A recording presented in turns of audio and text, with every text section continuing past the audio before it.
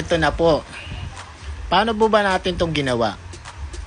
Mag-uumpisa po muna tayo sa plastic primer. Itong flarings na to, yung inner flarings po to ng Sniper version 1. Ito po yung sinasabi ko pong tinatawag ko po ng hasang. Ito po yung part na medyo mahirap po talaga i-dip kung magmamadali po kayo sa paglulublob po sa tubig. Kasi po may mga design po to ng mga pagitan. Dapat po yung mga pagitan na yon, dapat magapangan po siya ng mga film. Para sa ganon, perfect po yung gawa natin. At nagpa-plastic primer po ako dito. Script to plastic po ang ginawa po natin. Para sa ganon, mas malakas po yung kapit ng ating i-apply na pintura. Ayun naman po talaga ang mas mahalaga. Dapat po matibay na pundasyon ang gawin natin para mas maganda ang kalalabasan ng mga project na gagawin po natin. At let's go na po tayo sa pag-hydrographics. Pag kayo po maglalagay po ng film, basa po kayo sa dulo ng daliri at kung ano po yung kumapit, yun po ang ilalim. Yun lang at yun lang po ang lagi nyo pong tatandaan pag maglalapag na po kayo ng film, para sa ganon hindi po baliktad po yung paglapag nyo. Ganyan lang po lang guys ka basic. At kung maglalapag naman po kayo ng film, gayahin nyo na lang po yung ginagawa ko at hindi nyo na po kailangan may katulong po sa paglalapag po ng film sa tubig. Gawa po ng kahit mag-isa, kayang-kaya naman po. Ganyan lang po. At sa pagbubuga nga pala po ng activator, wag po yung over at wag yung under. Dapat po sakto lang po mga guys. Yan, panoorin nyo na lang po yung process na ginagawa ko kung paano po ako mag-dip po ng mga ganitong project. At pag nailapag nyo na po yung film, magkakaroon po yan mga wrinkles. Minsan po nagkakaroon po yan ng biyak.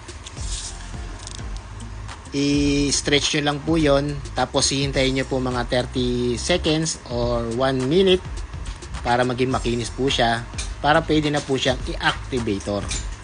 Sa paglubog naman po, lagi nyo pong tatandaan, dahan-dahan lang po para hindi po gumagalaw po yung tubig at para hindi po masira po yung film. Ganun lang po naman guys ang aking discarding ginagawa. Katulad po ng ganyan, hindi na po gumagalaw yung tubig, dapat susundan nyo lang po yon. Sa bawat lubog nyo, hindi po dapat gumalaw po yung tubig ng malakas para hindi po masira po yung design. Ganun lang po guys. Kung halimbawa pong gagawa po kayo ng mga hydrographics po ng mga katulad po nito. At dito po guys, ipapass forward na po natin. Sa dulo po nito, tatanungin po natin si boss kung ano po ba masasabi niya sa gawa ni Ace Honda. Yun lang naman po ang mahalaga po sa akin, kung nasatisfy yung customer natin sa ating mga ginawa. Sana panoorin nyo po hanggang dulo kung paano ko po tinapos po itong Sniper version 1.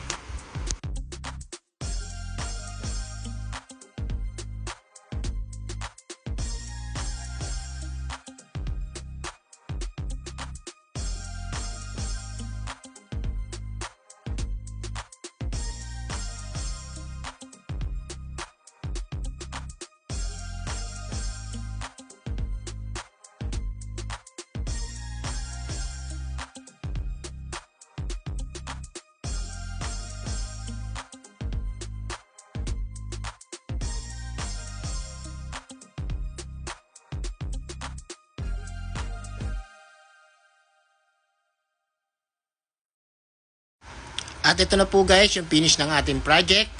Tuyo na po siya at pwede na natin po siya ikabit. Dahil sa excited si boss, hindi pa naman po linggo at talagang kinabit niya na po. Friday pa lang kinabit niya na po dahil sa excited na po talaga siya doon sa kanyang motor. At ako ganun din, excited na rin po ako. At para makita po natin kung gaano po kaganda pag nakakabit na po siya. Doon po sa mga baguhan po na mag-hydrographics at doon sa mga nagtatanong po at sa akin through message, panoorin nyo na lang po yung video kung paano po ginawa. At kung meron po kayong mga error, pwede nyo po ako i-chat, pwede nyo po ako i-PM para tawagan ko po kayo kung ano po yung ginagawa nyo at para ma-guide ko na rin po kayo sa tamang proseso. At nakagawa po tayo guys ng isa na naman pong magandang obra. Syempre, mas maganda po sa inyo po manggagaling po yon kung okay po ba yung aking ginawa. At pinakamahalaga po talaga sa lahat, gusto ko rin maitanong si boss kung ano po ba masasabi niya sa gawa ni Ace Honda. At eto na po guys, ang finish ng aking project.